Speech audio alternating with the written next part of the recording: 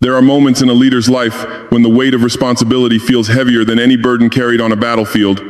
There are nights when the voices of millions seem to echo in the silence. There are decisions that can influence not only the present generation but also children who have not yet been born. What I am about to share is one of those moments. My name is Ibrahim Traoré. I serve as the transitional president of Burkina Faso. Before I became a president, I was a soldier. Before I became a soldier, I was simply a son of Africa who dreamed of seeing his people live in dignity, security, and hope. Throughout my life, faith has always been important to me. I was raised to believe that every human being is accountable before God. I learned that leadership is not a privilege. It is a responsibility. It is a trust placed upon a person's shoulders for a limited time. Although many people know me as a military officer and national leader, there is another side of me that few people see. Like many ordinary people, I have experienced fear. I have experienced uncertainty. I have experienced moments when I questioned whether I was making the right decisions. Those experiences taught me humility.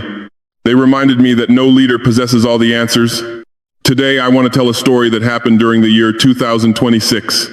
I am not sharing this story to convince anyone to change their religion. I am not sharing it to create debate. I am not sharing it to prove anything.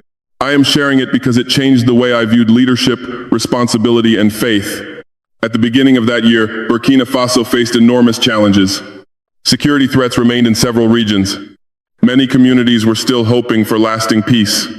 Millions of citizens expected their government to make wise decisions. Every day brought new reports, new concerns, and new choices that could affect the future of the nation. As president, I understood that mistakes could carry serious consequences. A wrong decision might place innocent lives at risk. A delayed decision could create new problems. A rushed decision could produce suffering that would last for years. The pressure was constant. It followed me into meetings. It followed me into private conversations. It followed me late into the night when the rest of the city had gone to sleep. Yet what happened next was something I never expected. It began on a night when I felt completely overwhelmed by one particular decision. A decision that could affect millions of people. A decision that demanded wisdom beyond military strategy, beyond political calculations, and beyond human confidence. That night, I did something simple. I prayed. I asked Allah for guidance. I asked for wisdom. I asked for clarity. I asked for protection for the people of Burkina Faso. I believed the night would end like many others. I believed I would simply continue searching for answers the next morning. But before dawn arrived, something happened that I have never forgotten. Something that challenged my understanding of faith. Something that remained in my memory long after the sun rose. And it all began with a prayer spoken in complete sincerity. February of 2026 was one of the most demanding periods of my life. Many people imagine that a president spends most of his time giving speeches, attending ceremonies, and meeting foreign leaders. Those responsibilities certainly exist. But there is another reality that few people ever see. Behind every public appearance are countless hours of difficult decisions. Behind every announcement are long discussions, conflicting recommendations, and concerns about consequences that may not become visible for months or even years. That month, Burkina Faso was facing serious challenges. Some areas of the country had made encouraging progress. Communities were rebuilding. Markets were becoming active again. Families were beginning to feel hope after difficult years. Yet other regions continued to face instability. Reports arrived daily from security officials. Every document carried information that demanded careful attention. Every update reminded me that leadership is never as simple as people imagine. One morning, I received a series of briefings that immediately captured my attention.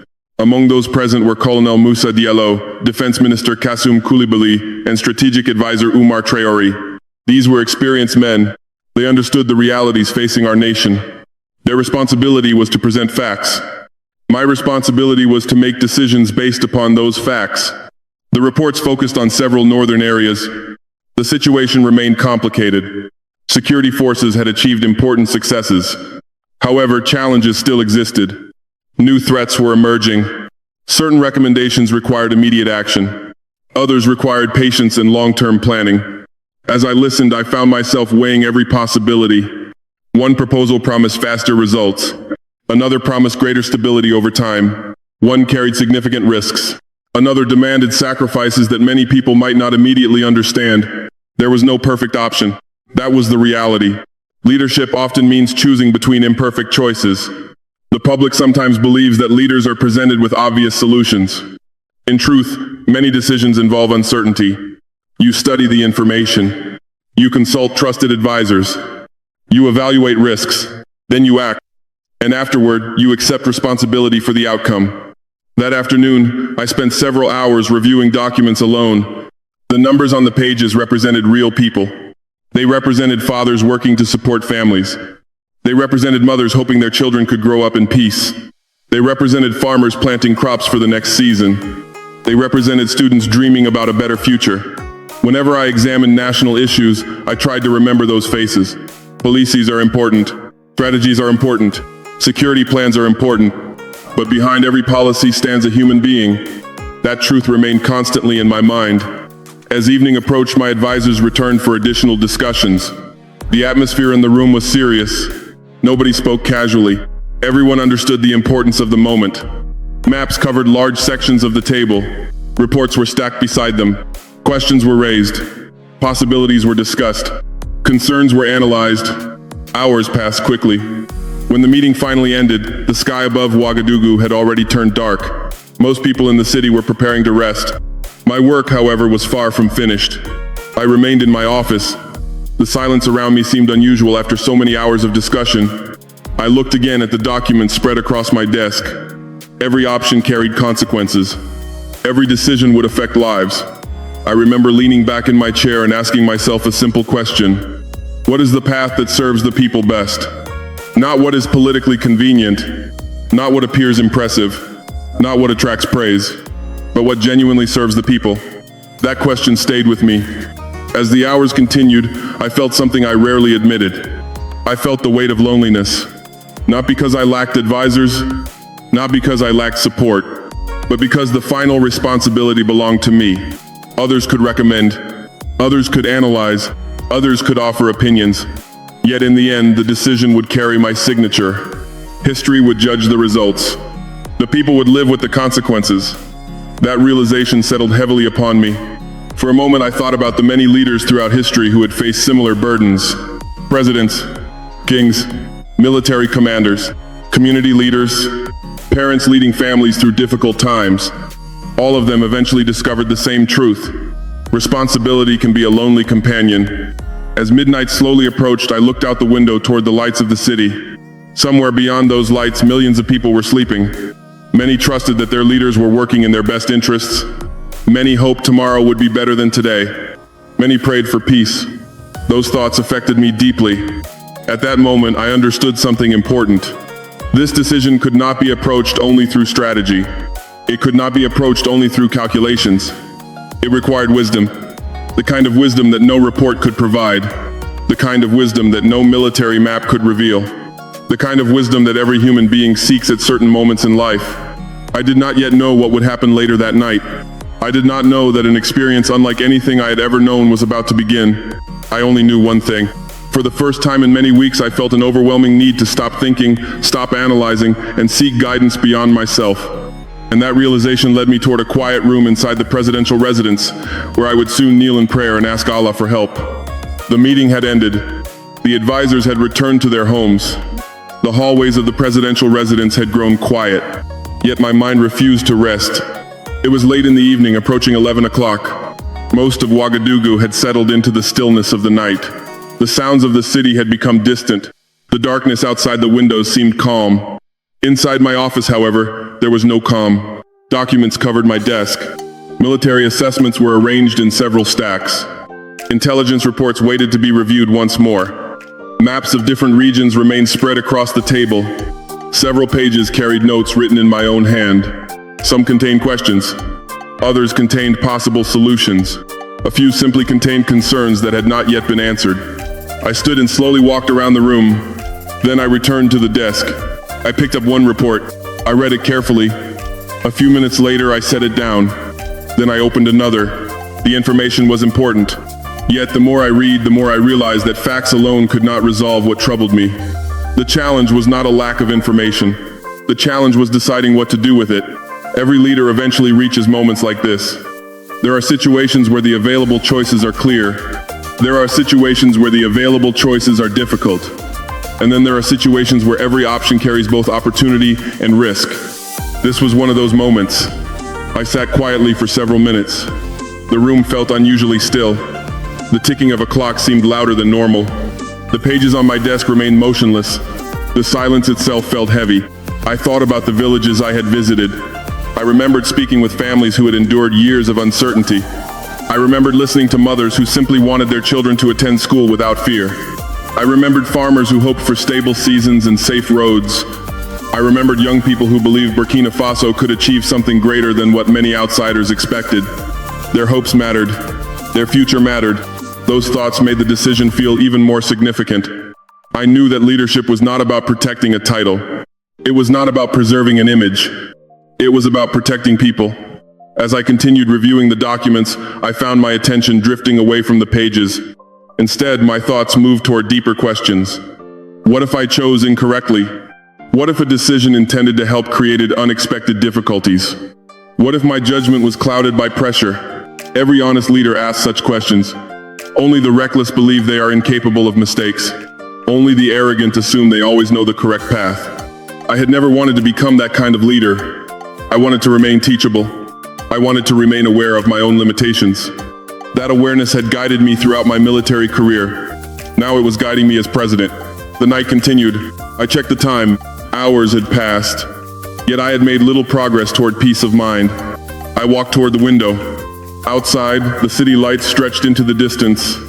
Some neighborhoods had already gone dark. Others still glowed softly beneath the night sky. I imagined the people living within those homes. Many had no idea what discussions had taken place earlier that day. Many would never read the report sitting on my desk. Many would never know how much effort was invested in each decision. And that was perfectly acceptable. The responsibility of leadership is not to seek recognition. The responsibility of leadership is to serve. As I stood there, another thought entered my mind. For weeks, perhaps even months, I had relied almost entirely upon analysis, planning, and consultation. Those things are necessary. A nation cannot be governed through emotion alone. A country requires strategy. It requires preparation. It requires discipline. Yet, human beings are more than calculations. There are moments when logic reaches its limit. There are moments when a person must search for wisdom that lies beyond reports and statistics. That realization stayed with me. I returned to my chair.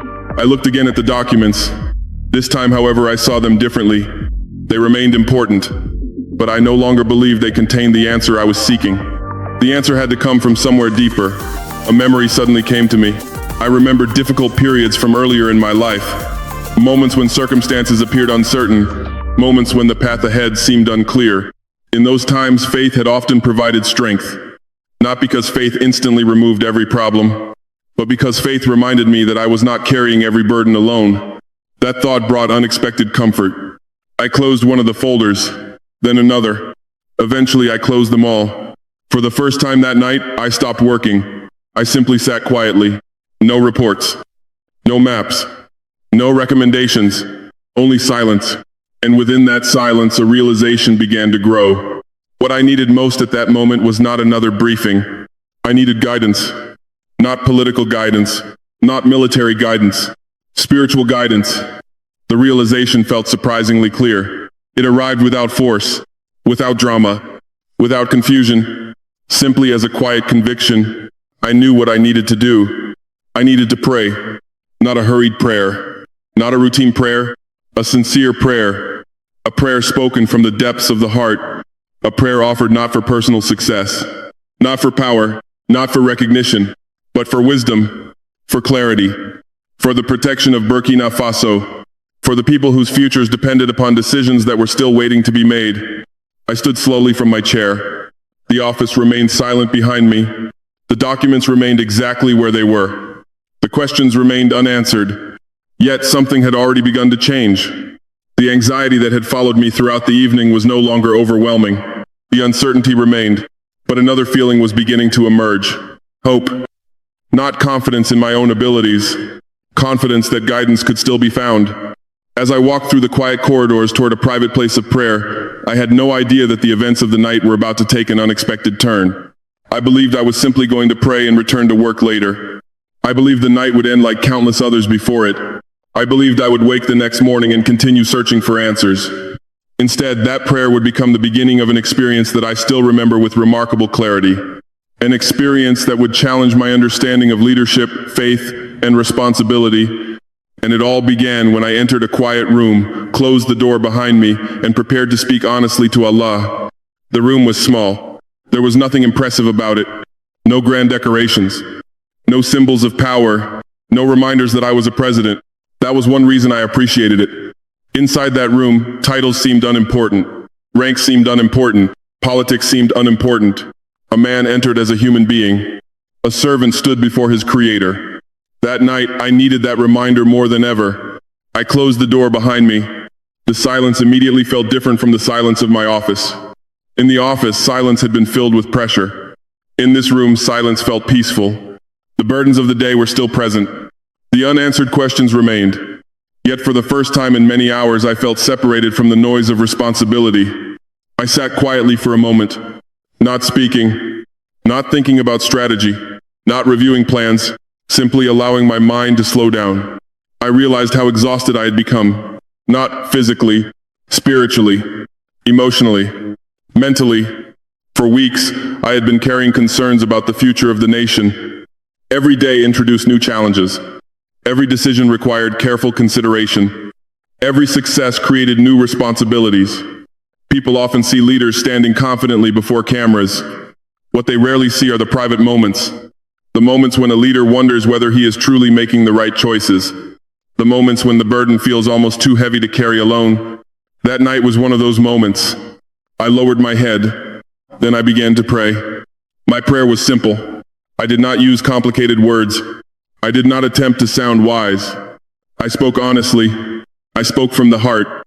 I asked Allah to give me wisdom, not intelligence, not cleverness. Wisdom. There is a difference. Intelligence helps a person understand facts. Wisdom helps a person understand what to do with those facts. At that moment, wisdom was what I needed most. I asked Allah to help me see clearly. Pressure has a way of clouding judgment. Fear can distort priorities. Urgency can push people toward mistakes. I did not want any of those things guiding my decisions. I wanted clarity. I wanted truth. I wanted the ability to recognize the path that would genuinely benefit the people of Burkina Faso. As I continued praying, my thoughts turned toward the citizens of the nation. I thought about families sleeping peacefully at that very moment. I thought about villages hoping for stability. I thought about children whose futures depended upon decisions being made by adults today. I thought about farmers preparing for future seasons. I thought about teachers standing before classrooms. I thought about workers rising before sunrise to support their families. Their lives mattered. Their hopes mattered. Their future mattered. I asked Allah to protect them, not because they were perfect, not because life would always be easy, but because every nation deserves peace. Every family deserves dignity. Every child deserves hope. The longer I prayed, the more sincere my words became. Eventually, I stopped speaking in formal sentences. The prayer became a conversation. A simple conversation between a human being and the one who knows all things. I admitted my limitations. I admitted my uncertainty. I admitted that I did not possess every answer. For some leaders, such admissions may feel uncomfortable. For me, they felt necessary. Humility is not weakness. Humility is recognizing reality. No president knows everything. No military commander understands every outcome. No advisor can predict every consequence. Human beings are limited. That truth becomes easier to accept when one stands before God. I remember one particular moment during the prayer. It remains vivid in my memory even now. I found myself saying something I had not planned to say. I said, Allah, do not give me what is easiest for me. Give me what is best for the people. The words surprised me. Yet they felt completely genuine. They reflected what I truly wanted. I was not asking for personal comfort. I was not asking for popularity. I was not asking for success as measured by headlines or public praise. I was asking for the courage to choose what was right, even if that choice proved difficult, even if that choice required sacrifice, even if that choice was misunderstood by others. As the prayer continued, a sense of calm slowly entered my heart. The problems had not disappeared. The report still existed. The decisions still awaited me, yet something inside me felt lighter. It was as though I had finally placed a burden down after carrying it for too long. I remained there for a long time, longer than I had intended. The room stayed silent. The night continued outside. Yet within that silence, I felt a growing sense of peace. Not certainty. Peace. There is a difference. Certainty means believing you know exactly what will happen. Peace means trusting even when you do not know. That was the feeling I experienced. Eventually, I finished praying. I remained seated for several more minutes. I expected some dramatic answer. I expected some sudden revelation. Nothing like that happened. No voice spoke. No vision appeared. No immediate solution arrived. At least not then. Instead, I experienced something much simpler. A quiescence, an inner stillness. A feeling that I had done what I needed to do. I had sought guidance honestly. I had placed my concerns before Allah sincerely. Now I would have to wait. That waiting was not easy. Human beings naturally want immediate answers. We want certainty. We want direction. We want solutions. But faith often requires patience. And so I waited. Eventually I stood. The room looked exactly the same as when I had entered. Nothing around me had changed. Yet something within me had. The fear that had dominated the evening was gone. The anxiety had softened. The pressure remained, but it no longer felt overwhelming. I thanked Allah once more. Then I quietly left the room. The corridors of the residence remained empty. The hour was very late. Most people were asleep. The world felt strangely still. As I walked back toward my living quarters, I believed the most important event of the night had already occurred. I believed the prayer itself was the lesson. I believed the peace I now felt was the answer. I had no idea that the night was only beginning. I had no idea that within a short time I would experience something unlike anything I had ever known. Something that would remain in my memory for years. Something that would challenge many of my assumptions. Something that began after I finally lay down to rest and closed my eyes. And as sleep slowly approached, the atmosphere around me began to feel different in a way I could not explain. By the time I returned to my living quarters, the night had become very quiet. The residence seemed almost completely still. The activity that had filled the day was gone. The meetings were finished. The discussions had ended. The reports were waiting for another morning. For the first time in many hours, there was nothing left for me to do. I changed into more comfortable clothing and prepared to rest. Ordinarily, that would have been a welcome relief. But even after the prayer, my mind was not entirely free from the concerns of the day. The peace I had experienced remained. Yet the importance of the decision ahead still occupied my thoughts. I checked the time. It was close to 2 o'clock in the morning. I knew I would need to rise again in only a few hours. The next day would bring new meetings, new evaluations, and perhaps one of the most significant decisions of that period. I lay down and closed my eyes. At first, sleep did not come immediately. My thoughts moved from one subject to another. I remembered the reports from earlier in the day. I remembered the faces of my advisors. I remembered the prayer I had just offered. Most of all, I remembered the request I had made to Allah. Give me wisdom. Give me clarity. Protect the people. The words echoed quietly within my mind. Gradually, the thoughts became less organized. The boundary between wakefulness and sleep began to blur. That transition is something most people experience every night. Usually we pay little attention to it. We simply drift into sleep without noticing. But this night felt different. Even now, years later, I remember that feeling. It is difficult to describe. The room itself seemed unchanged. Nothing unusual appeared around me, yet I sensed an unusual stillness. Not the ordinary silence of nighttime. Something deeper. Something harder to define. The feeling was not frightening. In fact, it was the opposite. It felt strangely comforting, as though the concerns that had followed me throughout the day were slowly moving farther away. My breathing became calm. The tension in my body disappeared. The worries that had occupied my thoughts seemed less important than they had only an hour earlier. Then something happened that remains difficult for me to explain. The atmosphere around me appeared brighter. Not brighter in a physical sense, not as though a lamp had been switched on. The brightness felt different. It was more like an awareness, a gentle sense of light, a peaceful presence. At the time, I did not understand it. I simply experienced it. The closest comparison I can offer is this.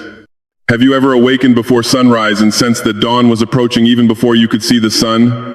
The darkness remains, yet something tells you that light is near. The feeling was somewhat similar.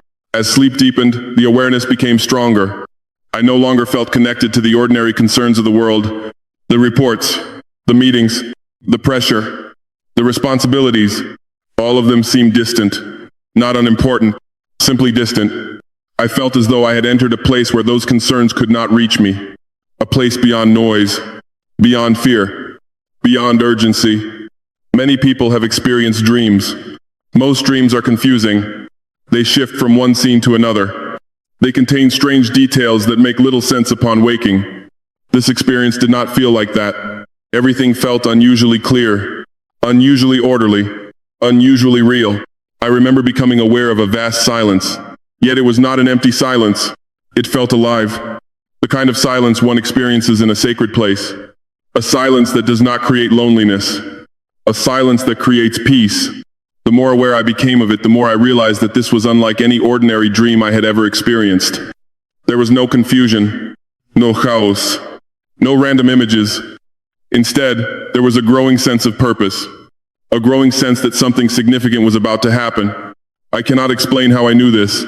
I simply knew. At that point, I no longer felt as though I was sleeping in a room within the presidential residence.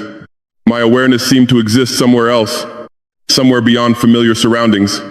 The feeling remained calm. I was not afraid. That is one detail I remember very clearly. Fear was completely absent. Many people imagine that unexpected spiritual experiences must be terrifying. This was not. The overwhelming emotion was peace. A peace deeper than anything I had felt during the prayer. A peace that seemed to surround everything. Then I became aware of light. At first it appeared far away, soft and gentle, not harsh, not blinding. It seemed to exist in every direction at once. The more I observed it, the more I realized that the light itself felt alive. Not physically alive, but filled with meaning, filled with presence, filled with something that words struggle to capture. I remember trying to understand where I was, yet the question quickly lost importance. For some reason, I felt completely secure, completely safe, as though nothing harmful could exist in that place. The light continued to grow, not suddenly, gradually, peacefully.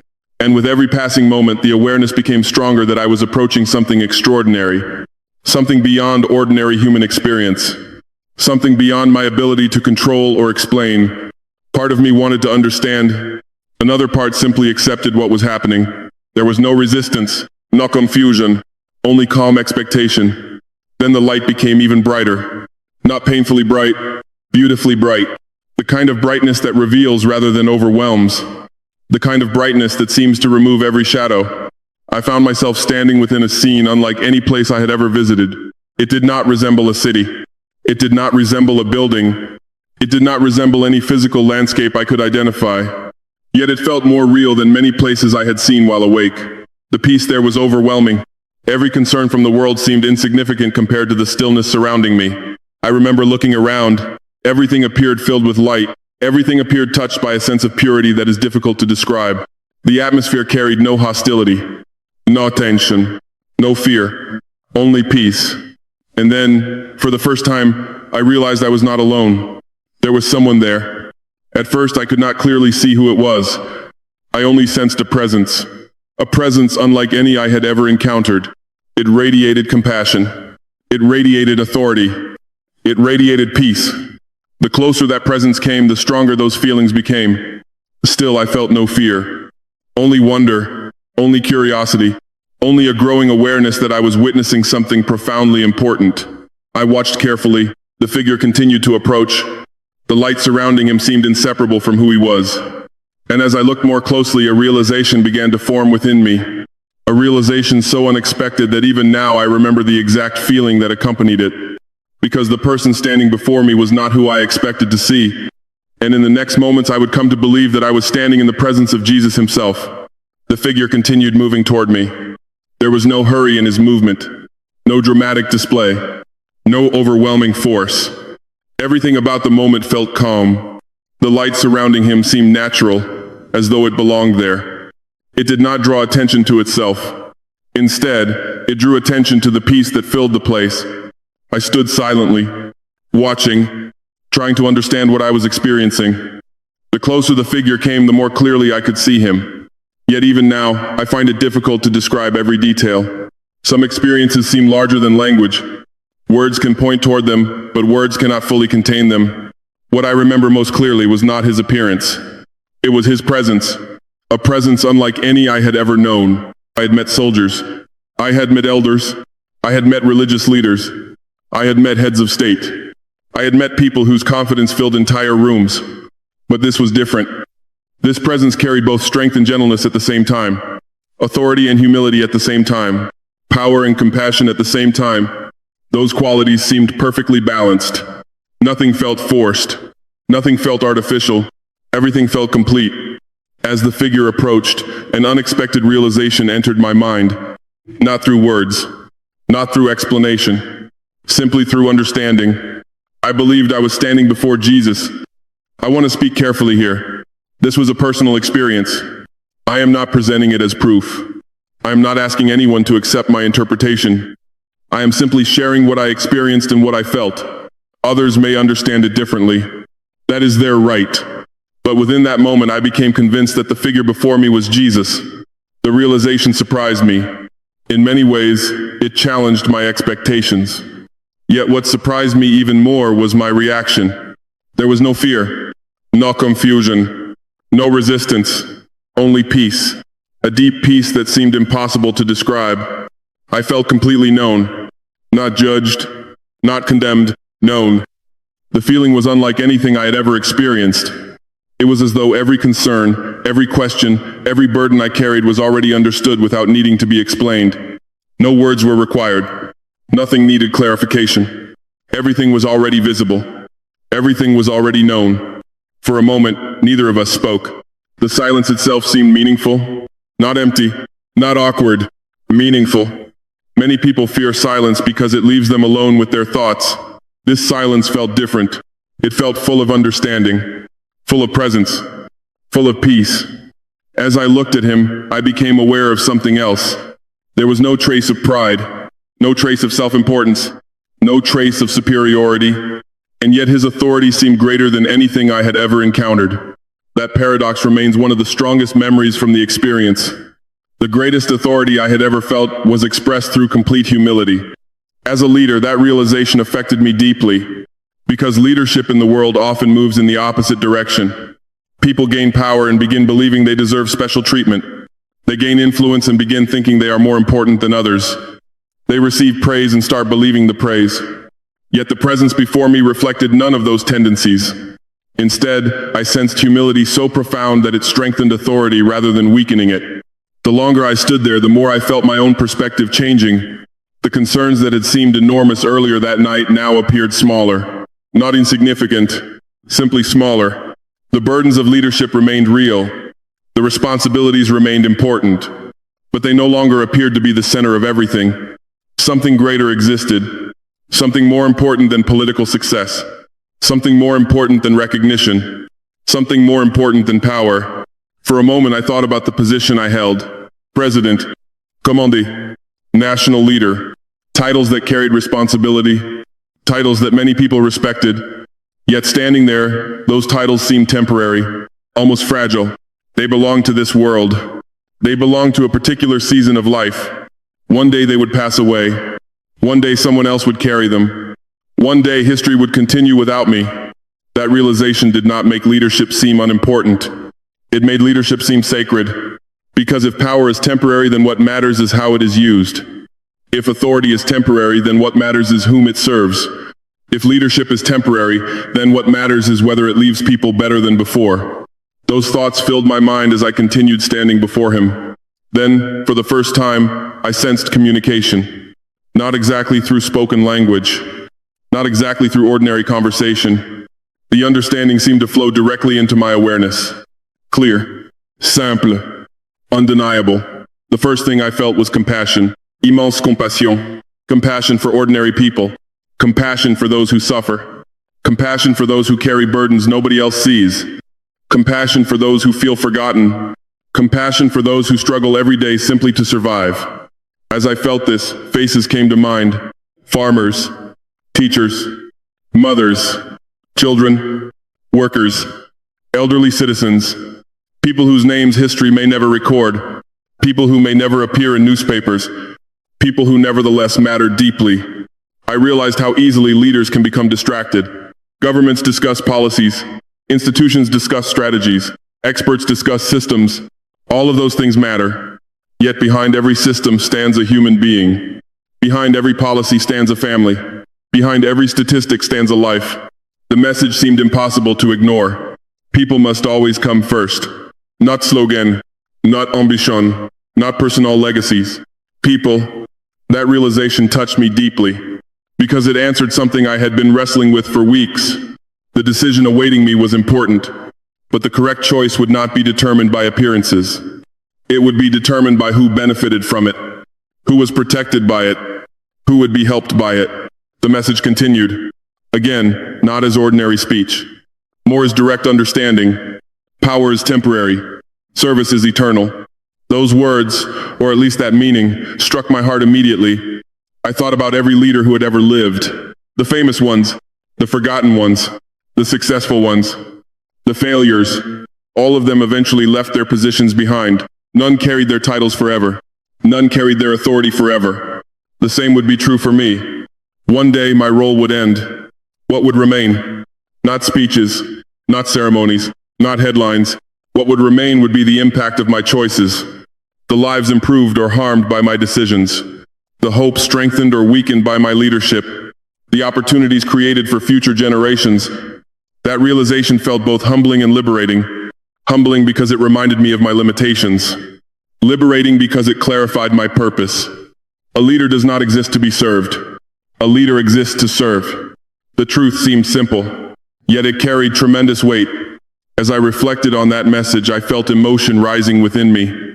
Not fear, not sadness, gratitude. Gratitude for the opportunity to serve. Gratitude for the chance to make a difference. Gratitude for the reminder that leadership is ultimately about people. The presence before me remained calm, steady, peaceful. The light surrounding him appeared unchanged. Yet something within me was changing rapidly. Perspectives I had carried for years were being reshaped. Priorities were being clarified. Questions were finding answers. Not through detailed instructions, not through political advice, through principles, through truth, through understanding. Then something else began to happen. The light around us seemed to expand. The atmosphere changed slightly. The message about leadership remained in my heart, but now I sensed that another lesson was coming. A lesson not only about responsibility, a lesson about the future. I looked around once more. The brightness increased. The scene began to shift. And before long, I would witness images that appeared to reveal possible futures for Burkina Faso. Images that would remain with me long after I awakened. Images that would influence the decisions I made in the months that followed. As the light around us continued to grow, the feeling of peace remained unchanged. Nothing felt rushed. Nothing felt forced. The experience unfolded with remarkable clarity. I remained focused on the presence before me.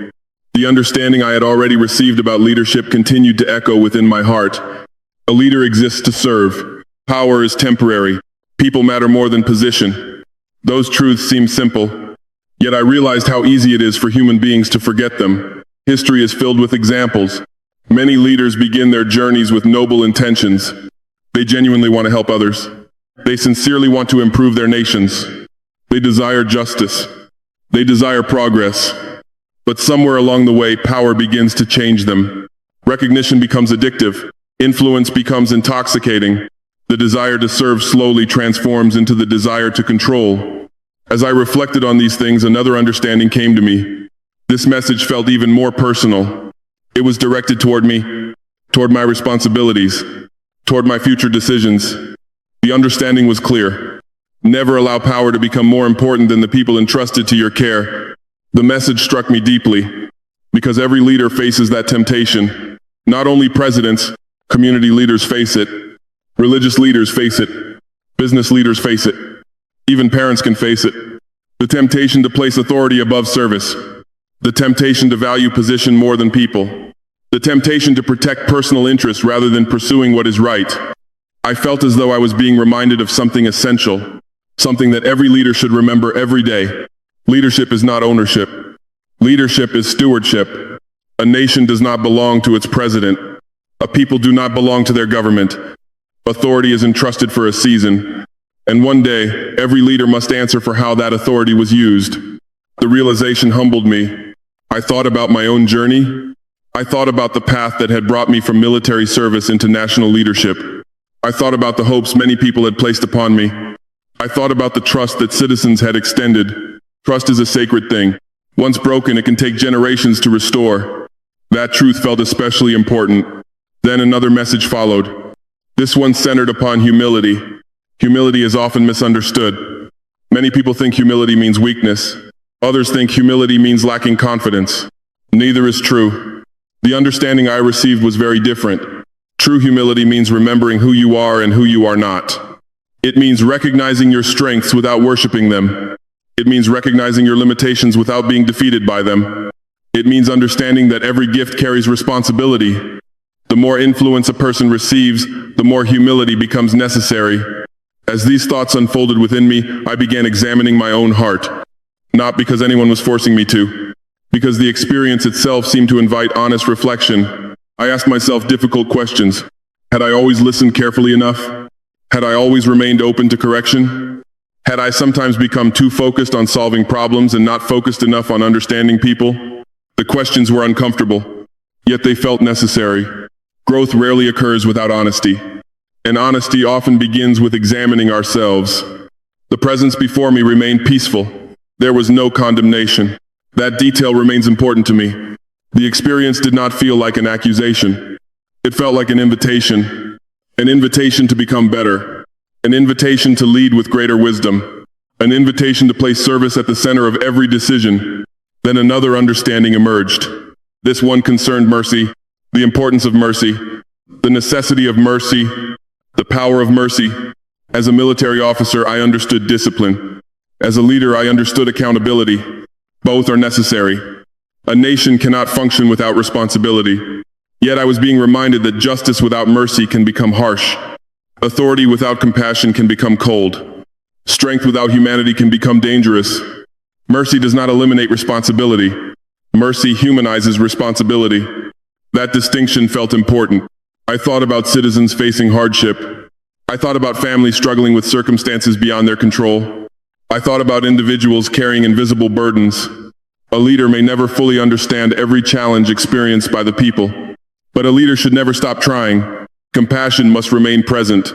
Otherwise, leadership becomes disconnected from reality. The message continued to deepen. I felt as though layers of understanding were unfolding one after another. Not complicated ideas, simple truths. The kind of truths that people often overlook because they appear too simple. Serve, listen, remain humble, show mercy, protect the vulnerable. Think beyond yourself. Think beyond your own lifetime. Think about future generations. Those ideas filled my awareness. And the more I reflected upon them, the more I realized that leadership is not primarily about making people follow. It is about helping people flourish. That realization changed something within me. For years, I had understood leadership through responsibility, strategy, and duty. All of those things remained important, but now another dimension seemed clearer. Leadership is also an act of love, not sentimental love, practical love, the kind of love that sacrifices personal comfort for the well-being of others, the kind of love that accepts criticism while continuing to serve, the kind of love that seeks long-term good rather than short-term applause. As this understanding settled into my heart, I felt an overwhelming sense of gratitude. The experience had already given me more clarity than I could have imagined. Yet it was not finished. There was still more to see, more to understand. The atmosphere around me seemed to shift once again. The light expanded farther than before. The sense of peace remained constant, but now I felt my attention being directed outward, toward something beyond myself, toward something larger than personal leadership, toward the future of an entire nation. At first, the images appeared faint, almost like distant memories. Then they became clearer, much clearer. I began seeing scenes, not random scenes, connected scenes, meaningful scenes, scenes that seemed to carry symbolic significance. I saw children, I saw schools, I saw fields, I saw communities, I saw people working together. I saw signs of growth, signs of hope, signs of possibility. The message accompanying these images was unmistakable. The future is not guaranteed. The future is shaped by choices. Nations rise through choices. Nations struggle through choices. Generations inherit the consequences of choices made long before they were born. As I watched these images unfold, I realized that I was being shown something profoundly important. The future of Burkina Faso was not determined by fate alone. It depended upon decisions being made in the present. The choices of leaders, the choices of citizens, the choices of communities. Every choice mattered. Every decision created consequences. Every action planted seeds that future generations would eventually harvest. The realization filled me with both hope and responsibility. Hope, because positive change was possible. Responsibility, because positive change required wisdom. I continued watching. The images grew brighter. The scenes became more detailed. And what I saw next would become one of the most unforgettable parts of the entire experience. Because before me appeared a vision of what Burkina Faso could become if the right choices were made. The images before me became clearer with every passing moment. What had first appeared as distant impressions now looked vivid and unmistakable. I watched carefully, not because I was trying to predict the future, but because I sensed that each scene carried meaning. Each image seemed to reveal a possibility, a consequence, a direction. The first thing I noticed was a school. At first glance, it appeared ordinary. A building filled with students, teachers moving through classrooms, children learning lessons. Yet the longer I looked, the more I understood why this image mattered. A nation's future is not built in government offices. It is built in classrooms. It is built wherever knowledge is passed from one generation to another. I watched children reading. I watched young students raising their hands. I watched teachers guiding them patiently. The scene felt hopeful. Not because it promised perfection, because it represented opportunity. For many years, Africa has possessed immense potential. Our continent is rich in resources, rich in culture, rich in talent, most importantly, rich in young people. But potential alone changes nothing. Potential must be developed. Potential must be nurtured. Potential must be educated. As I looked at the children, I felt a deep conviction. Every decision made by leaders should consider the generation that follows. It is easy to focus on immediate problems. It is easy to become trapped by daily crises. Yet leadership requires looking beyond the present moment. A leader must think about children who cannot vote, children who cannot attend meetings, children who may never meet the people making decisions today. Their future still depends on those decisions. The image slowly changed. Now I saw fields stretching across the land. Farmers were working. The soil appeared healthy. The harvest appeared strong. Families moved together across the fields. The atmosphere was peaceful. Once again, the meaning felt obvious. No nation can become truly strong if its people remain dependent upon others for survival. A country must be capable of feeding itself. It must support those who work the land. It must respect those whose labor provides food for future generations. As I observed the farmers, I thought about the countless men and women throughout Burkina Faso who wake before sunrise each day. Many of them work without recognition. Many receive little attention from the media. Yet their contribution is essential. Without them, cities cannot function.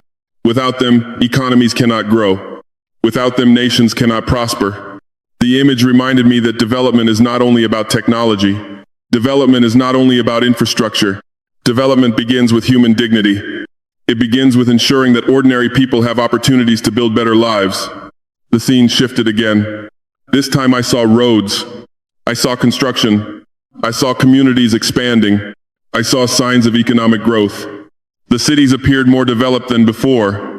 Yet what captured my attention most was not the buildings. It was the people. People moving with confidence. People working. People creating businesses. People participating in the life of the nation. The image seemed to communicate a simple truth. Prosperity is strongest when it is shared. A nation cannot succeed if only a small group benefits from progress. True development reaches villages as well as cities. It reaches workers as well as officials. It reaches families as well as institutions. The longer I watched, the more I realized that the vision was not showing wealth alone. It was showing purpose. A society becomes stronger when its citizens believe they have a future. Hope itself is a powerful force. Without hope, people lose motivation. Without hope, communities become discouraged. Without hope, even great opportunities can be wasted. But when people believe tomorrow can be better than today, remarkable things become possible. The images continued unfolding. I saw young people. Many of them appeared determined, focused, confident. They were learning skills, building careers, contributing to their communities. Again, the message seemed clear. The future belongs to the young. Leaders are temporary. Generations are permanent. Every government eventually changes. Every administration eventually ends. But the youth remain. They become parents. They become teachers. They become entrepreneurs. They become leaders. The choices made today shape the world they inherit tomorrow. As I reflected on this, another realization emerged. The future shown before me was not guaranteed. That detail felt important. Nothing in the vision suggested inevitability. Instead, everything pointed toward responsibility. The future depended upon choices. Wise choices, courageous choices, sometimes difficult choices. The schools existed because someone chose to invest in education. The farms prospered because someone chose to support agriculture. The communities flourished because someone chose long-term stability over short-term gain. Every positive outcome traced back to decisions. That understanding affected me deeply because I immediately thought about the decision waiting for me in the real world. The decision that had driven me to prayer. The decision that had filled my thoughts earlier that evening. Suddenly I understood something. No single decision creates a nation's future, but every decision contributes to it. Every choice moves a country in one direction or another. Leaders may never witness the full results of their actions. Many consequences appear years later, sometimes decades later. Nevertheless, those consequences are real. Future generations inherit them. The vision expanded once again. Now I saw people from different regions working together, communities cooperating, citizens contributing to common goals. The atmosphere felt unified, not because everyone agreed about everything, because they shared a commitment to something larger than themselves. That image stayed with me. Unity does not require uniformity. People can hold different opinions, different experiences, different perspectives. Yet a nation becomes stronger when its citizens remember that they share a common future. The scene continued. More schools, more farms, more communities, more families. Every image reinforced the same message. The future depends on present choices. The future depends on responsibility. The future depends on service. I felt the weight of that truth, not as a burden, as a calling. Leadership is not about controlling the future. Leadership is about creating conditions where a better future becomes possible. That distinction mattered. No president can solve every problem. No government can eliminate every challenge. But leaders can help create opportunities. They can encourage stability. They can invest in future generations. They can place the interests of the people above personal ambition. As I continued observing the vision, gratitude filled my heart. Not because I had seen some perfect future. The future shown before me still required work, still required sacrifice, still required wisdom. But it demonstrated that hope was possible. Progress was possible. A better future was possible. Then something unexpected happened. The images began to fade. Gradually, gently, the schools disappeared. The farms disappeared. The cities disappeared. The people disappeared. The light remained. The peace remained. But the vision itself slowly came to an end. I sensed that the experience was nearing its conclusion. The lessons had been given. The message had been delivered. Now the responsibility would return to me. The responsibility to act. The responsibility to choose. The responsibility to apply what I had learned. For a brief moment, I felt reluctant to leave. The peace surrounding me was unlike anything I had ever known. Yet I also understood something important. Experiences alone change nothing. What matters is what a person does afterward. A lesson has value only if it influences action. A vision has value only if it shapes decisions. A moment of understanding has value only if it changes the way one lives. That realization remained with me. The light continued to surround everything. The peace remained complete. And then, slowly, I felt myself being drawn back toward ordinary reality, back toward the world of responsibilities, back toward the world of decisions, back toward the world where dawn was approaching. Within moments, I would awaken. But I would not awaken as the same man who had fallen asleep only a few hours earlier. Something within me had changed. And the first sign of that change would appear when I opened my eyes and discovered it was nearly 4 o'clock in the morning. I opened my eyes suddenly. For a brief moment, I did not know where I was.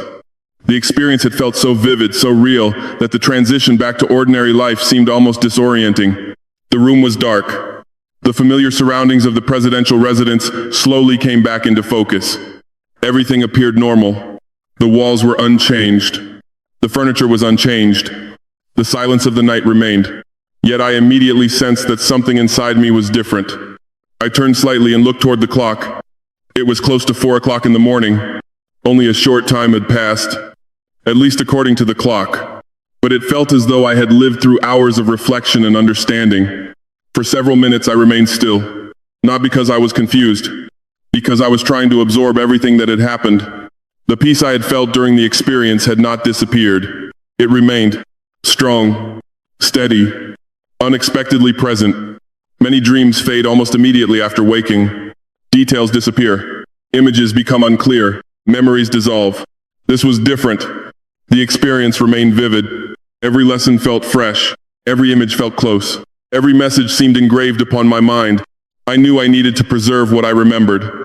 Immediately, before daily responsibilities began competing for my attention, I rose from the bed. The residence remained quiet. Most people were still asleep. The city outside had not yet awakened. The darkness before dawn surrounded everything. I found a notebook and sat down. Then I began writing, not because I intended to share the experience publicly. At that moment, I had no such plans. I wrote because I did not want to lose any detail. I recorded the lessons that stood out most clearly.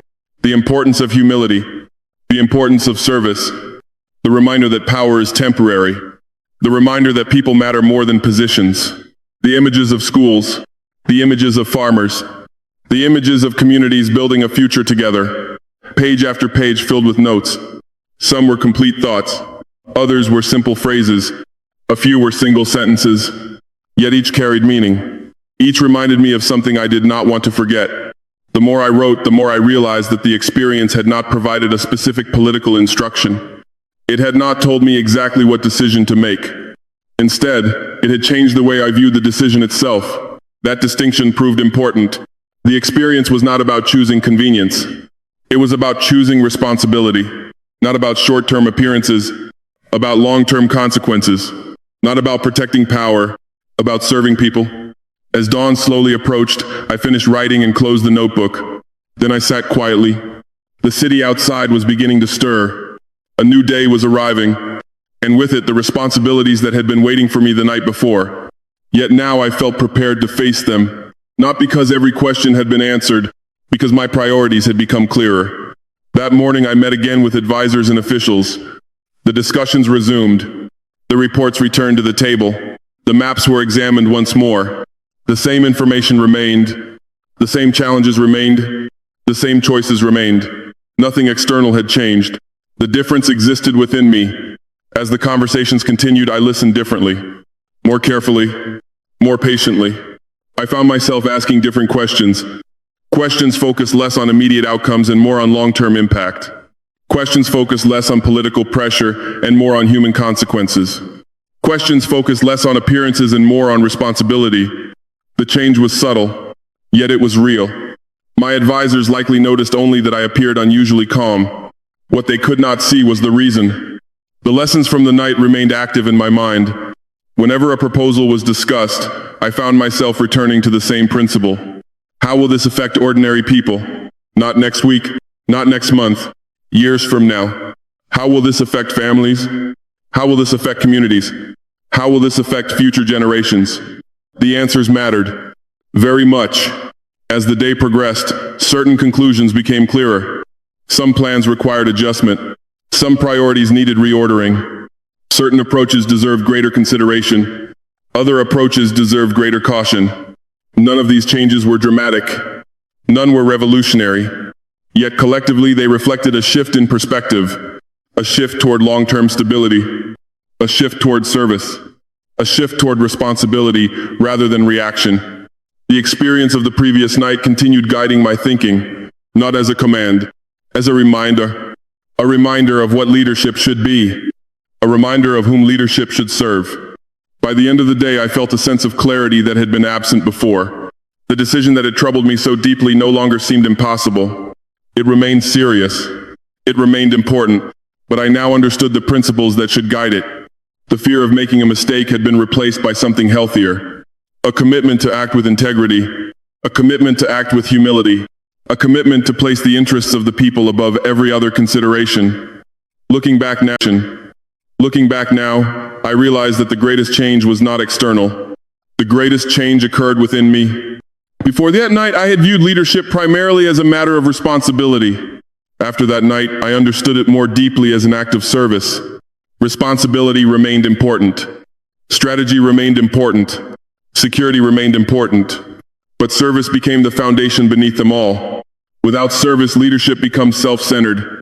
Without service, power becomes dangerous. Without service, success loses its meaning. That lesson stayed with me. It influenced conversations. It influenced priorities. It influenced decisions. Most importantly, it influenced the way I understood my role. I was not called to rule. I was called to serve. The people were not there for the government. The government was there for the people. The principle appeared simple, yet it changed everything. Over the following weeks and months, I would return to those lessons repeatedly. Whenever pressure increased, whenever uncertainty appeared, whenever difficult decisions emerged, the memory remained, the peace remained, the understanding remained, and gradually I began noticing something else. The choices made during that period were producing effects, small at first, then increasingly visible, developments that encouraged hope, developments that reinforced the importance of thinking long-term, developments that reminded me why leadership must always focus on people rather than power. As the months passed, I often reflected on that extraordinary night. I never forgot the experience. I never forgot the lessons. And eventually, near the end of the year, I came to a realization. Perhaps the story was not meant to remain private forever. Perhaps others could benefit from hearing it. Not because they needed to agree with every detail, not because they needed to share my interpretation, but because the principles behind it were universal. Humility, mercy, responsibility, service, hope. Those values belong to everyone, and that realization ultimately led me to tell this story publicly for the first time. A decision that would bring me to another evening in Ouagadougou months later as I reflected upon everything that had happened since that unforgettable night. By the end of the year, many things had happened. Some challenges had been overcome. Others still remained. Such is the reality of leadership. No nation reaches perfection. No government solves every problem. No leader possesses all the answers. Yet as I look back over the events of that year, I found myself returning again and again to the same night. The night of the prayer, the night of the experience, the night that changed the way I viewed responsibility. I was sitting in Ouagadougou, reflecting quietly on the months that had passed. The pace of leadership rarely allows much time for reflection. There is always another meeting, another report, another decision waiting to be made. But on that particular evening, I allowed myself to pause. I thought about where I had been at the beginning of the year.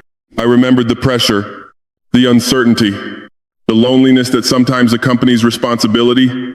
I remembered staring at reports late into the night, searching for answers. Most of all, I remembered the prayer. A simple prayer offered sincerely. A prayer asking for wisdom rather than success. A prayer asking for guidance rather than comfort. A prayer asking for what was best for the people rather than what was easiest for me.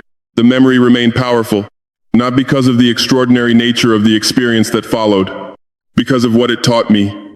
Many people assume that leadership changes a person because of power. In my case, I believe leadership changed me because of responsibility. Responsibility forced me to confront my limitations. Responsibility forced me to recognize how much I still needed to learn. Responsibility forced me to seek wisdom beyond my own understanding. That lesson remains valuable today. The older I become, the less interested I am in appearing strong. I am more interested in becoming useful. Useful to my country. Useful to my people. Useful to future generations. The experience reinforced that desire. When I think about the figure I encountered in that extraordinary vision, what remains strongest in my memory is not mystery. It is the message. The message of humility. The message of service. The message of mercy. The reminder that people matter more than power. Those truths are not limited to one religion. They are not limited to one nation. They speak to something universal within the human heart. Every parent understands service. Every teacher understands service. Every honest leader understands service. Every person who has sacrificed for others understands service. That is why I eventually decided to tell this story. Not because I expect everyone to believe it exactly as I experienced it. I do not. People are free to draw their own conclusions. People are free to interpret the story according to their own faith and understanding. My purpose is simpler. I am sharing what happened because it changed me. And whenever something changes us for the better, perhaps there is value in sharing it. The experience also changed the way I view faith. Not in the sense of abandoning one belief for another. Rather, it reminded me that God is greater than our assumptions, greater than our expectations, greater than the limits we often place upon our understanding. Throughout history, people have encountered divine truths in unexpected ways, sometimes through hardship, sometimes through prayer, sometimes through moments they cannot fully explain. My experience was one of those moments. It reminded me that sincere searching matters. A person who sincerely seeks wisdom may discover answers in places he never expected. A person who sincerely seeks truth may find himself surprised. And a person who sincerely seeks guidance may discover that heaven sometimes responds in ways beyond human prediction. As I reflected on all these things, I realized another important truth. The story is not really about me. It is not even primarily about the experience itself. The story is about responsibility. The story is about what we do with the opportunities entrusted to us. Some people lead nations. Others lead families. Others lead businesses. Others lead communities. Still others quietly influence the people around them every day. All of us are entrusted with something. All of us are responsible for someone. All of us leave behind consequences through the choices we make. That is why the lessons from that night remain relevant. Humility matters. Compassion matters. Integrity matters. Service matters. These values never lose their importance. Not in Africa, not in America, not anywhere in the world. As I considered whether to share the story publicly, I wondered how people might respond. Some would believe it. Some would question it. Some would disagree with it entirely. And that is perfectly acceptable. My goal has never been to win arguments. My goal is simply to tell the truth as I experienced it. What happened that night happened. The lessons were real. The impact upon my life was real. The changes that followed were real. And because they were real, I felt a responsibility to share them. Perhaps someone listening to this story is carrying a burden. Perhaps someone is facing a difficult decision. Perhaps someone feels alone beneath the weight of responsibility. If so, I hope this story offers encouragement. Not encouragement to rely on visions. Not encouragement to seek extraordinary experiences, but encouragement to seek wisdom, to seek truth, to seek guidance sincerely, because sincere searching has value. Sometimes answers arrive immediately. Sometimes they arrive slowly. And sometimes they arrive in ways we never expected. That is one lesson I learned during that unforgettable night. Looking back now, I remain grateful. Grateful for the prayer, grateful for the peace, grateful for the lessons, grateful for the reminder that leadership is ultimately about serving others. Most of all, I am grateful for the hope that emerged from the experience. Hope for Burkina Faso. Hope for Africa. Hope for future generations. Hope that people of different backgrounds can still work together for a better future. Hope that wisdom can prevail over fear. Hope that compassion can prevail over selfishness. Hope that service can prevail over pride. Those hopes continue guiding me. They continue influencing my decisions. They continue reminding me why leadership matters. And yet, when I reflect on everything that happened that night, I realize something surprising. The most astonishing part was not that I believed I had seen Jesus. The most astonishing part was what happened afterward. The way the lessons influenced decisions. The way those decisions influence people. The way hope began appearing in unexpected places. Because in the months that followed, Burkina Faso experienced developments that reminded me again and again of the message I had received. A message that continues to echo in my heart even today. A message that can be summarized in a single truth. A leader's greatest responsibility is not to seek power. A leader's greatest responsibility is to serve. And when a person sincerely seeks truth, guidance can arrive from places he never imagined. After everything I experienced, one truth became clearer to me than ever before. Power cannot save a human soul. Money cannot heal every wound. Position cannot guarantee wisdom. Only faith, compassion, integrity, and a sincere heart can guide us through life's greatest challenges. Today, our world carries many burdens. There is too much suffering, too much conflict, too much hatred, too much division. People are often encouraged to fear one another instead of understanding one another. Yet I still believe hope is stronger than despair. I still believe kindness is stronger than cruelty. I still believe that every person can choose a better path. My prayer is simple. I pray for Burkina Faso. I pray for Africa. I pray for the people of the United States. And I pray for every person around the world who is struggling, searching, or carrying burdens that others cannot see. Let us turn away from what is evil. Let us resist greed. Let us reject hatred. Let us choose honesty over deception. Let us choose forgiveness over bitterness. Let us choose service over selfish ambition. Most importantly, let us never lose hope. Even in the darkest season, light still exists. Even in moments of uncertainty, guidance can still be found. Even when the future appears unclear, faith can help us take the next step forward. I believe that God sees every sincere prayer.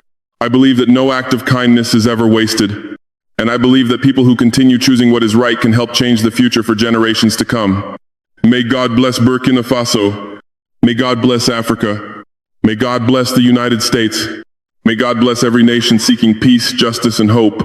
And if this story touched your heart in any way, I invite you to leave a prayer in the comments and continue sharing hope with others.